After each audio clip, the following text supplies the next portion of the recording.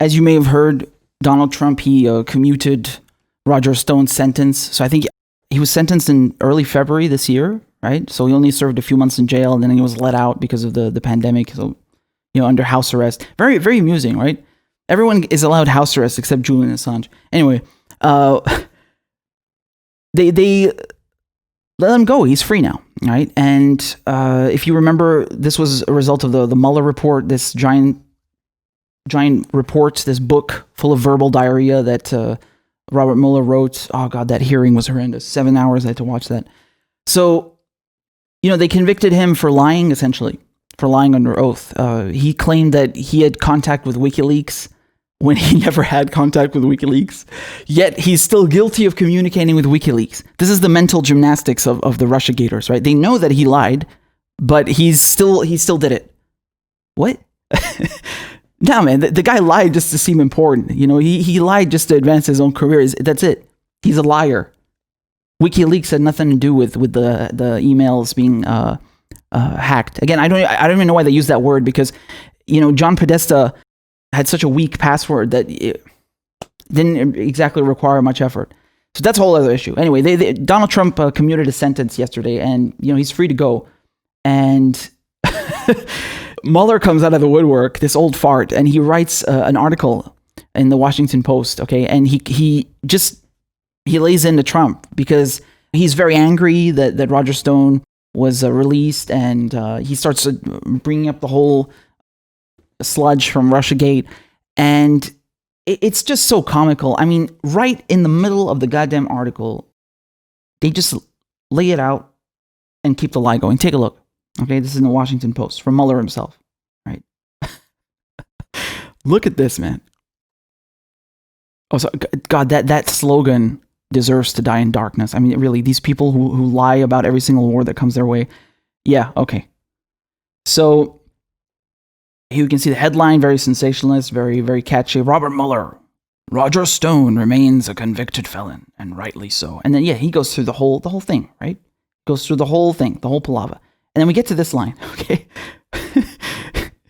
We did not establish that members of the Trump campaign conspired with the Russian government in its activities.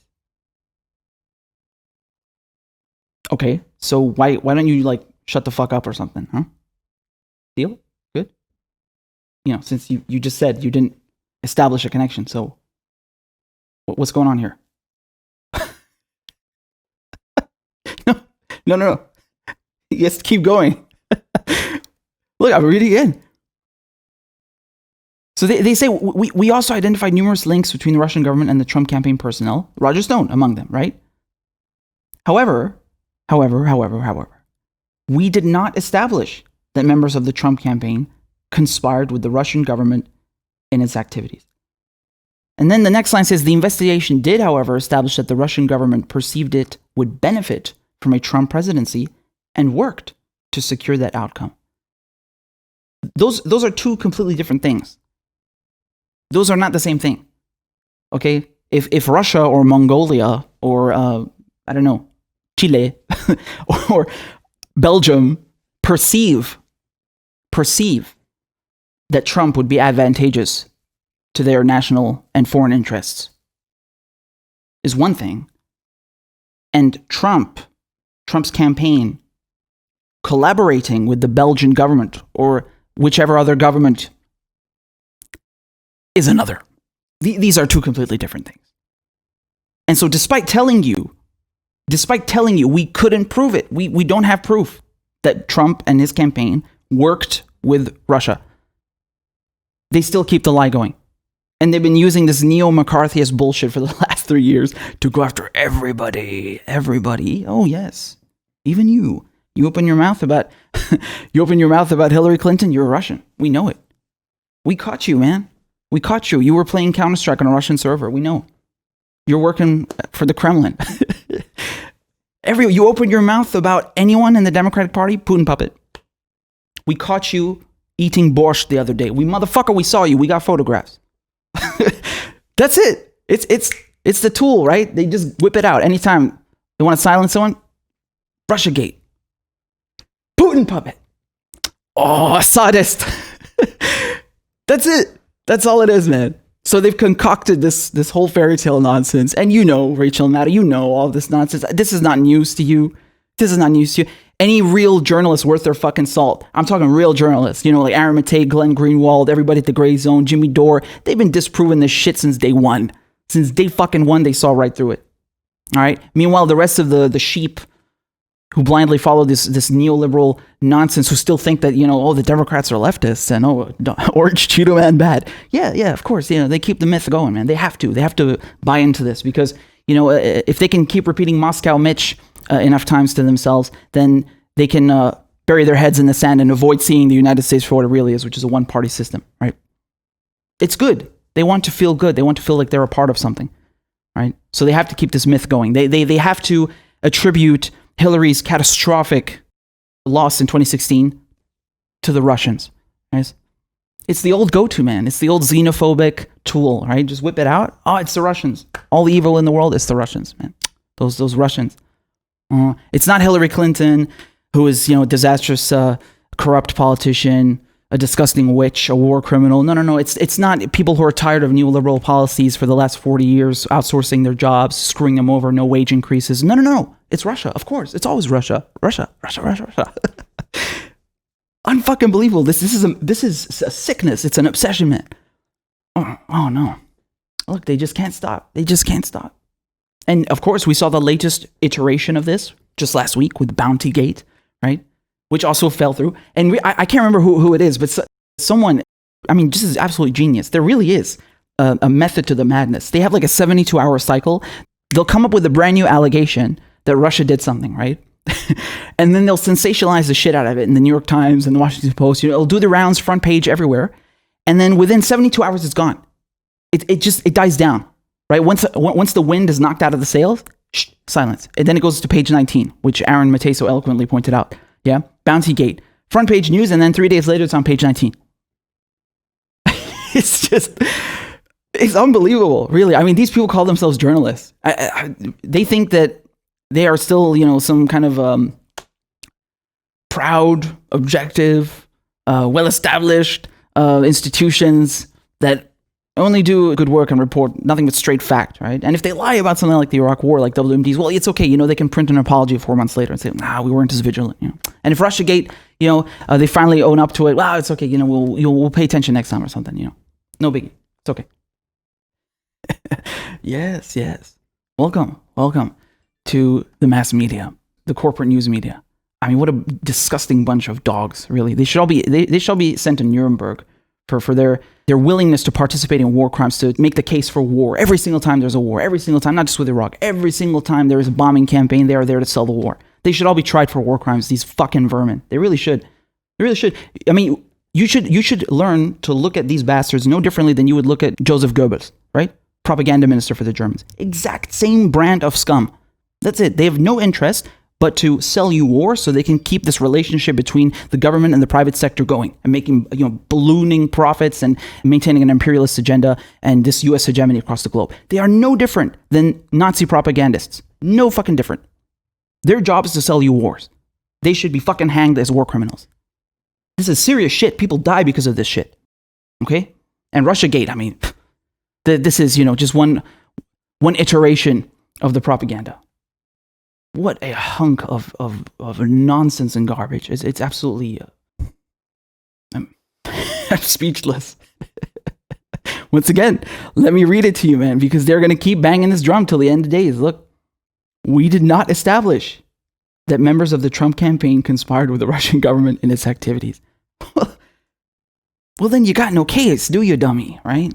You might have to find something else to oppose Trump on. I don't know. Moving the embassy to Jerusalem. I don't know. Recognizing the Golan Heights as Israeli. I don't know. The bloated military budget, right? You just passed the second one, $700+ billion. Selling $300 billion worth of weapons to Saudi Arabia so they can commit genocide in Yemen. I don't know, man. You got so many things. The emoluments clause. No, none of those. Oh, that's right. Because then you'd have to go after everybody, including the neoliberals. Can't do that. Ooh. So this comes back down to the charade, the facade that the Democrats engage in, right? They have to create these fake differences to mark themselves from the Republicans, right? To create this fake contrast between the parties so that you are duped into voting for one of the two, right? Because otherwise the jig's up. Otherwise it becomes very clear that they're all playing on the same team. And so this is one of the, this is one of the propaganda tools that they use to create these false differences between the parties and dupe you. Journalistic malpractice is an understatement. This is propaganda. What's absolutely astounding is that they will talk about how Russia allegedly interfered in the elections, right? They won't talk about how the United States does the exact same thing to every other nation on Earth, even their allies, right? Even their allies. They will spy, they will conspire, they will commit election interference against even their allies. Go read the Vault 7 memos. You will see that they had an entire consulate, where is this, in Munich, bringing in people posing as US diplomats, and then it was just an entire spy station dedicated to IT, hoarding 0 days. And you remember when they got caught also bugging Angela Merkel's phone, the German chancellor? I mean, for the United States, after committing bloody regime change and election interference and overthrowing democratically elected governments across the entire goddamn planet, to now come along and cry about Russia allegedly interfering in the elections. I mean, this is... They know no bounds. They have no shame. They really don't. They have no shame. Like, while they're doing it, while they're trying to topple Maduro, while they're trying to topple Assad, while they're trying to topple democratically elected governments in other countries, they will whine about someone interfering in their elections when they actually didn't. This is unbelievable. This is unbelievable. Really. If the average US citizen actually knew what their country's gotten up to, just in Latin America, just Latin America alone, right? Just Central America and Latin America alone. I haven't even gotten to the Middle East, okay, or Southeast Asia, or Europe. They would lose it. They would lose it, okay?